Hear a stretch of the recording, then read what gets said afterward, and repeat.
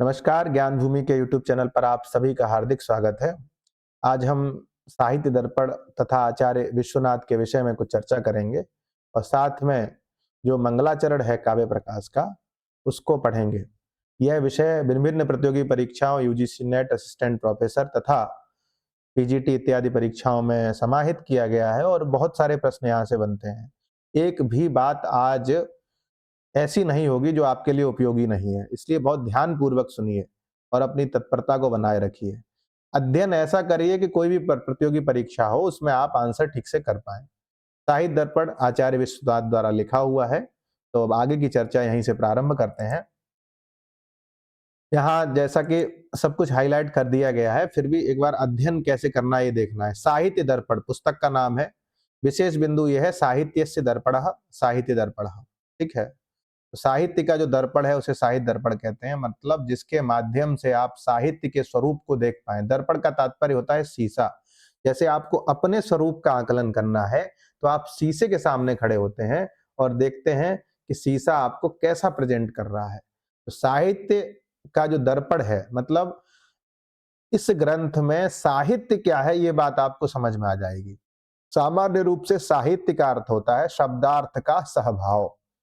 शब्दार्थ का सहभाव, सहितस्य भावः साहित्यम, सहितयोर भावः साहित्यम इत्यादि व्युत्पत्तियां जो हैं वो शास्त्रीय भाषा में कही जाती हैं, लेकिन आप इतना समझिए साहित्य का जो दर्पण है और उसको अधिकृत करके जो ग्रंथ लिखा है आचार्य विश्वनाथ ने वो है साहित्य दर्पण।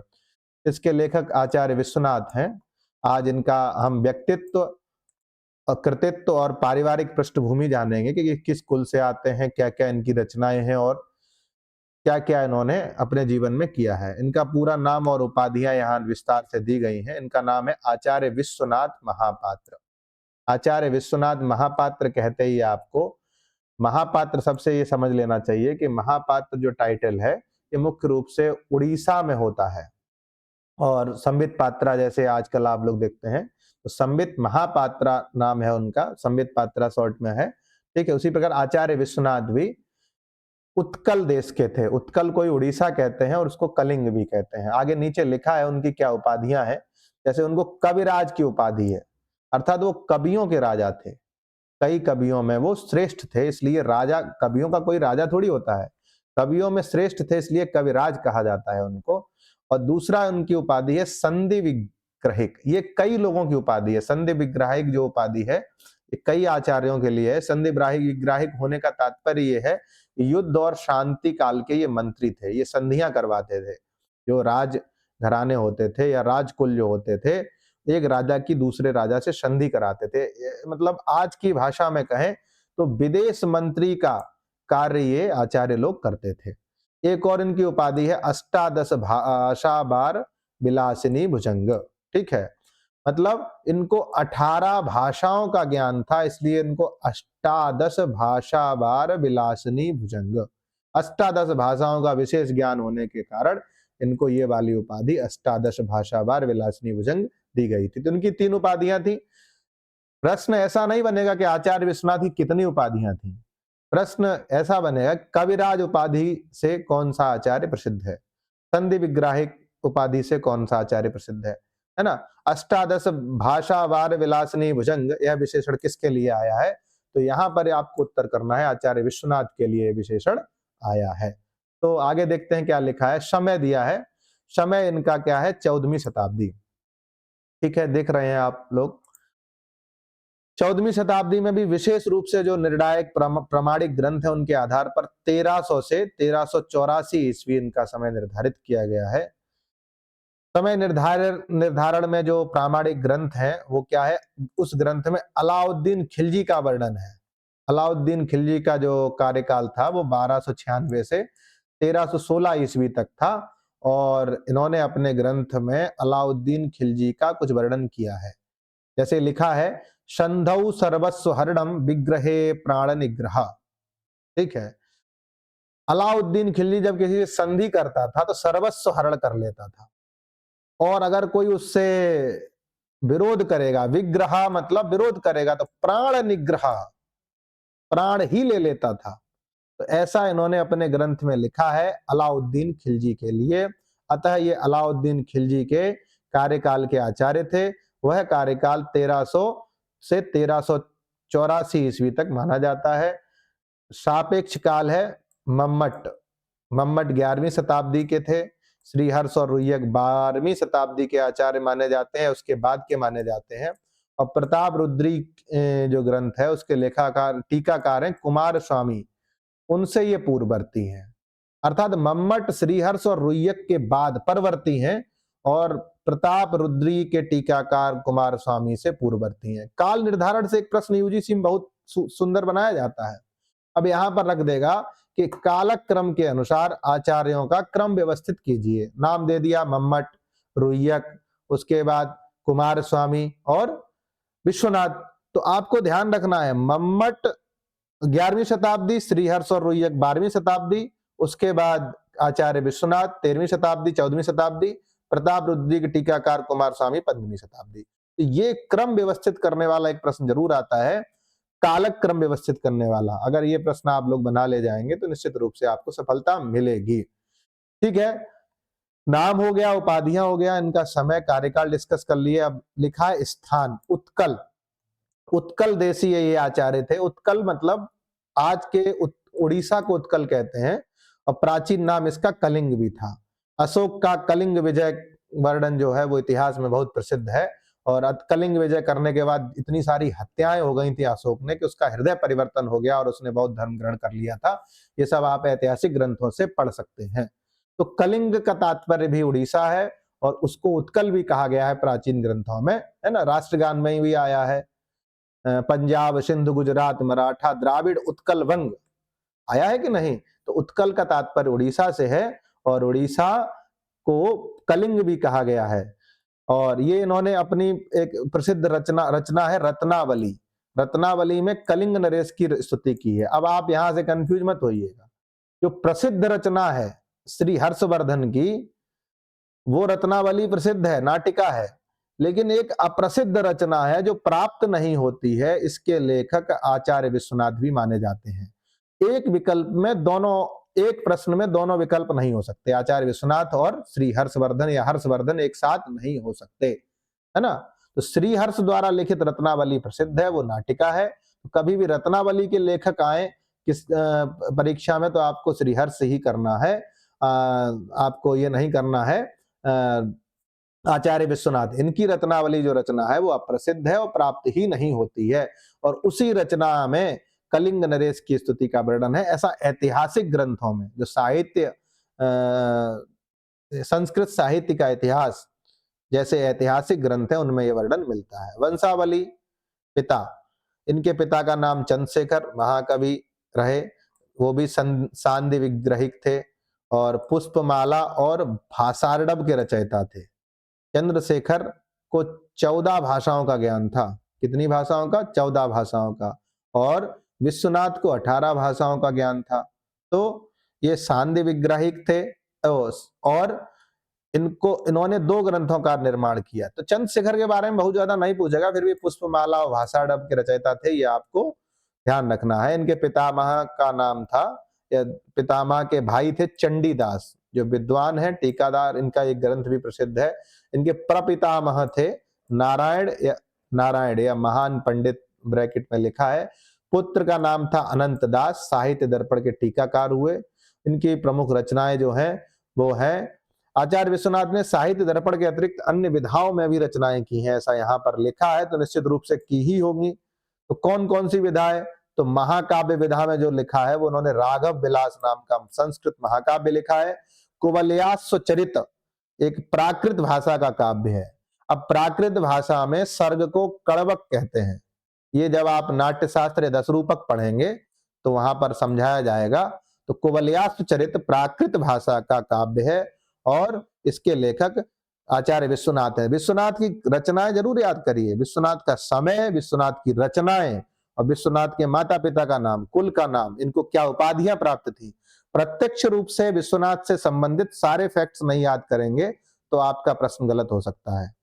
अब परीक्षा में सिलेबस निर्धारित कर दिया है कि आचार्य विश्वनाथ का काव्य लक्षण, साहित्य दर्पण का काव्य लक्षण। तो साहित्य दर्पण के काव्य लक्षण से संबंधित साहित्य दर्पण के लेखक भी हैं, तो उनसे संबंधित भी प्रश्न बन सकता है।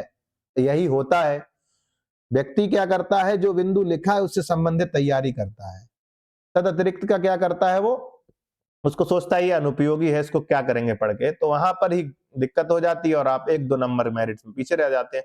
सोचिए 1-2 नंबर से आप सरकारी अध्यापक, सरकारी प्रोफेसर, सरकारी कर्मचारी बनने से पीछे रह जाते हैं, केवल 1-2 नंबर से। उसका कारण है लापरवाही। लापरवाही करेंगे तो निश्चित रूप से असफलता मिलेगी। तो कहीं से कोई गुंजाइश न रहे, साहित्य दर्पण से कोई प्रश्न आए या साहित्य दर्पण के लेखक से आए। ठीक है, तीसरी रचना इनकी है चंद्रकला नाटिका है, ये दृश्य काव्य है। नाटिका को दृश्य काव्य कहते हैं। जब 10 रूपक पढ़ेंगे तो समझ में आएगा।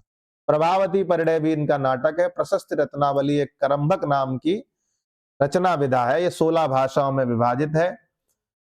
नरसिंह विजय खंड काव्य, जैसे मेघदूत खंड काव्य, उसी तरह नरसिंह विजय इन्होंने खंड काव्य लिखा है। काव्य प्रकाश दर्पण, एक काव्य प्रकाश की दर्पण टीका है, उसका नाम लिखा है काव्य प्रकाश दर्पण। तो दर्पण टीका के लेखक कौन है? आचार्य विश्वनाथ। दर्पण टीका किस ग्रंथ की है? तो काव्य प्रकाश की है। पहले हमने बताया ये कि मम्मट से ये पश्चातवर्ती हैं, उत्तरवर्ती हैं, मम्मट के बाद हुए, इसलिए मम्मट के काव्य प्रकाश पर इन्होंने जो टीका लिखी उसका नाम है दर्पण। पूरा नाम है काव्य प्रकाश दर्पण। 8वां इनका कंसवध काव्य है। ठीक है, साहित्य दर्पण के बारे में कुछ जान लेते हैं, क्या क्या है। आचार्य के बारे में जान लिया है, तो साहित्य दर्पण के विषय में हमने व्युत्पत्ति आपको बता दी। साहित्यस्य दर्पणः या साहित्यस्य दर्पणम। साहित्य दर्पणम तम अधिकृत्य कृतः ग्रंथः साहित्य दर्पणः। कल्ली दर्पण शब्द पुल्लिंग और नपुंसकलिंग दोनों में मिलता है। ठीक है, आचार्य विश्वनाथ कविराज द्वारा रचित, कविराज इनको कहते हैं, इनके द्वारा रचित साहित्य दर्पण भारतीय काव्य शास्त्र का एक अत्यंत महत्वपूर्ण और लोकप्रिय ग्रंथ है। निश्चित रूप से लोकप्रिय है क्योंकि इसमें काव्य शास्त्र की भी बातें की गई हैं और नाट्य शास्त्र की भी बातें की गई हैं।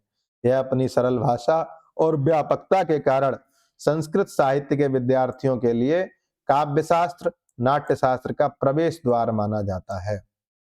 मतलब सरल भाषा है और व्यापकता है, इसलिए काव्य शास्त्र में भी प्रवेश करना है तो साहित्य दर्पण पढ़िए, और नाट्य शास्त्र में भी प्रवेश करना है तो साहित्य दर्पण कर पढ़िए। साहित्य दर्पण वास्तव में बहुत सरल ग्रंथ है, इसलिए संपूर्णानंद संस्कृत विश्वविद्यालय के पाठ्यक्रम में इसको शास्त्री प्रथम वर्ष में समाहित किया गया है। शास्त्री प्रथम वर्ष का तात्पर्य शास्त्री बीए प्रथम वर्ष, तो बहुत सिस्टमेटिक है वहां पर।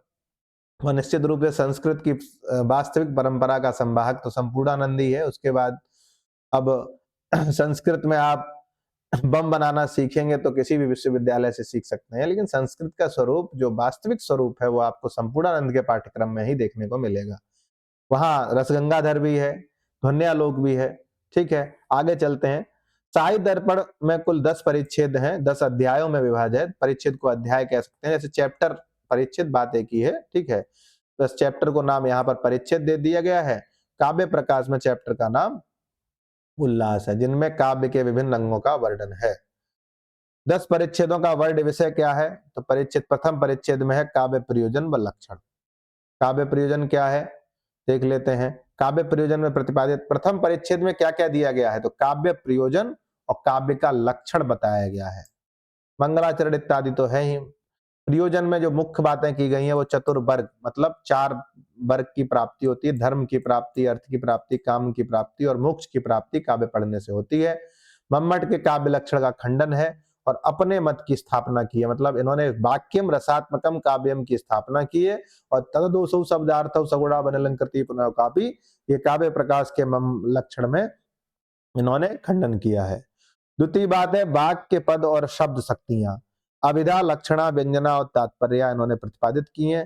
तात्पर्यावृत्ति के विषय में इन्होंने मीमांसकों का मत का विवेचन किया। लक्षणा के 80 भेद बताए हैं।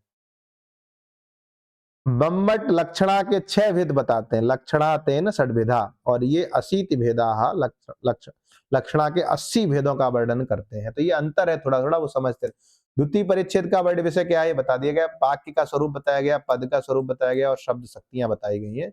तृतीय परिच्छेद में रस और नायक नायिका का वर्णन किया गया है कि रस, श्रृंगार आदि रस का स्वरूप क्या होता है। नायक के भेद और नायिका के भेदों का वर्णन किया गया। रस निष्पत्ति में विभाव और अनुभाव, व्यभिचारी भाव का स्वरूप बताया गया है। नायिका के 384 भेद मुग्धा, मध्या, प्रगल्भा आदि के मिश्रण से बताए गए हैं। नायक के धीरोदात्त, धीर ललित, धीर प्रशांत और धीरोद्धत आदि 4 प्रमुख भेद, उत्तम मध्यम से 12 भेद और फिर 12 के भी 4-4 भेद करके 48 प्रकार के नायकों का वर्णन किया गया है। चतुर्थ परिच्छेद में काव्य भेद का वर्णन है, जहां उत्तम काव्य को ध्वनि काव्य कहा गया है, जहां व्यंग्य प्रधान हो। वही सब बातें, बहुत सारी बातें मम्मट से मिलती जुलती हैं।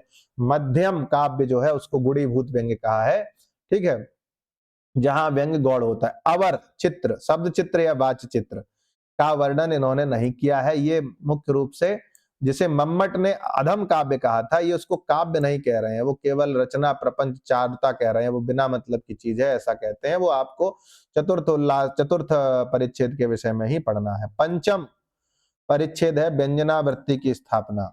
नैयायिकों और मीमांसकों के मत का खंडन कर सिद्ध किया है कि रस की प्रतीति केवल व्यंजना से होती है। नैयायिकों ने और मीमांसकों ने व्यंजनावृत्ति नहीं ना मानते हैं वो, तो जो नहीं मानता है उसके मत का खंडन इन्होंने किया है।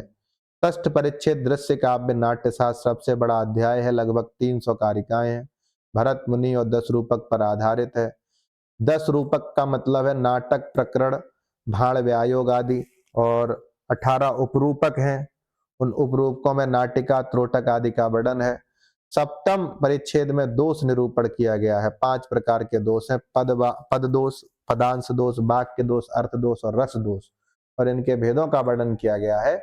और दोष, रस दोष दोष जो है वो रस के अपकर्षक होते हैं, रसापकर्षका दोषा, ये उन्होंने प्रथम परिच्छेद में ही कहा है, लेकिन उसका वर्णन सप्तम परिच्छेद में किया गया। मुख्य वर्णन क्या है, ये आपको ये इस कलर से आपको यहाँ पर बताया गया है, और इसका विस्तार से यहाँ पर बताया गया। तो ये सारणी आपको भेज दी जाएगी। जो बच्चे एप्लीकेशन से जुड़े हैं यूजीसी नेट के बैच से, उनको ये पीडीएफ आपको ग्रुप में प्रेषित कर दी जाएगी। सप्तम परिच्छेद का दोष विषय है, अष्टम का गुण निरूपण है, नवम का रीति निरूपण है, दसम का अलंकार निरूपण है। 4 रीतियां ये मानते हैं। गुण, हाँ पहले देख लेते हैं अष्टम परिच्छेद में क्या है। बामन के 10 गुणों का खंडन किया है। बामन 10 गुण मानते हैं। क्लेश प्रसाद समता, माधुर्यम सुकुमारता, अर्थ व्यक्ति उदारत्वम, ओजह कांति समादया, ये 10 गुणों का वर्णन बामन ने अपने काव्य अलंकार सूत्र में किया है, और उन 10 गुणों का खंडन किया है, केवल 3 गुण ही स्वीकार किए हैं। माधुर्य मोज प्रसाद आख्यास त्रयस्तेन पुनर्दशा, ये मम्मट ने भी कहा है। माधुर्य, ओज और प्रसाद। माधुर्य कहाँ होता है, श्रृंगार और करुण में, ओज होता है वीर और रौद्र में, प्रसाद होता है सभी रसों में। नवम में इन्होंने रीति वर्णन किया, 4 रीतियां, वैदर्भी, गौड़ी, पांचाली। लाटी भी मानते हैं ये, बाकी आचार्यों ने 3 रीतियों का वर्णन किया है, ये लाटी भी मानते हैं। दसम परिच्छेद में अलंकार निरूपण है।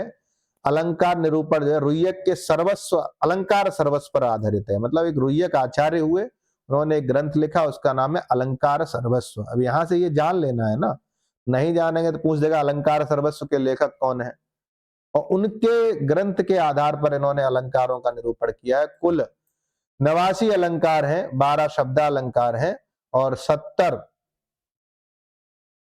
अर्थालंकार है, रसवत, प्रेय, ऊर्जस्वन आदि, ठीक है। 70 और 1282 होते हैं, तो यहाँ 89 क्यों लिखा है, ये विषय विचारणी है, तो यहाँ 82 होना चाहिए, ठीक है। साहित्य दर्पण का विशेष, साहित्य दर्पण में विशेष क्या है वो देख लेते हैं। काव्य लक्षण, मम्मट का खंडन और स्वतः मत का स्थापना, मतलब अपने मत की स्थापना की है, मम्मट के काव्य का खंडन किया है, मम्मट के काव्य लक्षण का खंडन किया। विश्वनाथ ने मम्मट के काव्य लक्षण का जिसका खंडन किया है वो इस प्रकार है। तददोषौ शब्दार्थौ सगुणावन अलंकृति पुनः कापी, सगुणावन अलंकृति पुनः कापी। इस काव्य लक्षण का खंडन आचार्य विश्वनाथ ने किया है। ये मुख्य रूप से प्रतिपादित है। अगर प्रश्न आपसे पूछा जाए कि मम्मट के काव्य का लक्षण किस आचार्य ने खंडित किया है, तो उसका उत्तर होगा विश्वनाथ ने। खंडन का तर्क है दोष, यदि दोष रहित होना काव्य की शर्त है, तो उत्तम काव्य में एक भी दोष आ जाने पर वह काव्य नहीं रहेगा। अब ये सब हम लोगों को ना ये दे दिया है, पीडीएफ डाल दी जाएगी, ये आपको यहां से नहीं समझ में आएगा, ये जब हम मूल ग्रंथ पढ़ेंगे तभी समझ में आएगा, ठीक है। स्वमत इनका है वाक्यम रसात्मकम काव्यम, ठीक है, रसयुक्त वाक्य ही काव्य है। इसको विस्तार से समझेंगे, अभी ग्रंथ का परिचय चल रहा है यहाँ पर, तो थोड़ा थोड़ा आपके माइंड में एक स्ट्रक्चर बने, इसलिए यहाँ पर बताया जा रहा है। सिद्धांत है काव्य में रस ही आत्मा है, शब्द और अर्थ शरीर है, ठीक है। समन्वयवादी दृष्टिकोण है। इस ग्रंथ में साहित्य के सभी अंगों रस, अलंकार, रीति, ध्वनि, गुण और दोष को एक ही स्थान पर संकलित किया गया है। नाट्य शास्त्र का समावेश है। अन्य काव्य शास्त्रीय ग्रंथों की तुलना में इसमें नाटक अभिनय के सिद्धांतों का बहुत विस्तार से वर्णन किया गया है। अरे भैया, जब आप काव्य प्रकाश पढ़ेंगे तो गुण, रीति, रस, अलंकार, दोष आदि की बात की गई है। इसमें भैया सब कुछ बताया गया है। आपको नाट्य शास्त्र के तत्व भी बताए गए हैं और काव्य शास्त्र के भी तत्व बताए गए हैं। अभिनय इत्यादि के बारे में बताया गया है। आजकल जो थिएटर चल रहा है, जो फिल्म बनाई जाती है, उसके लिए साहित्य दर्पण, अरे वो नेशनल ड्रामा स्कूल जो दिल्ली में है, वहां के पाठ्यक्रम में साहित्य दर्पण का 6वां परिच्छेद लगा है। सरल उदाहरण दिए हैं। विश्वनाथ ने सिद्धांतों को समझाने के लिए बहुत ही सुंदर और सरल उदाहरणों का प्रयोग किया है। भाषा शैली भी इनकी बहुत सरल है। अपने भी उदाहरण दिए हैं। विश्वनाथ ने सिद्धांत को समझाने के लिए अक्सर अपने ही काव्यों, जैसे राघव विलास के उदाहरण दिए हैं, जो अनेक आत्मविश्वास, उनके आत्मविश्वास और कविराज की उपाधि को सार्थक करता है। अब भैया जो अपना ही उदाहरण दे दे तो ये निश्चित रूप से उसके आत्मविश्वास को तो बढ़ाएगा ही। परंपरा क्या है? लोचन पुत्र अनंतदास हुए, ठीक है। अनंत दास जैसी टीकाओं ने इसे समृद्ध किया साहित्य दर्पण को। मतलब लोचन टीका काव्य, ध्वन्यालोक पर जो लोचन टीका है उसके लेखक कौन है?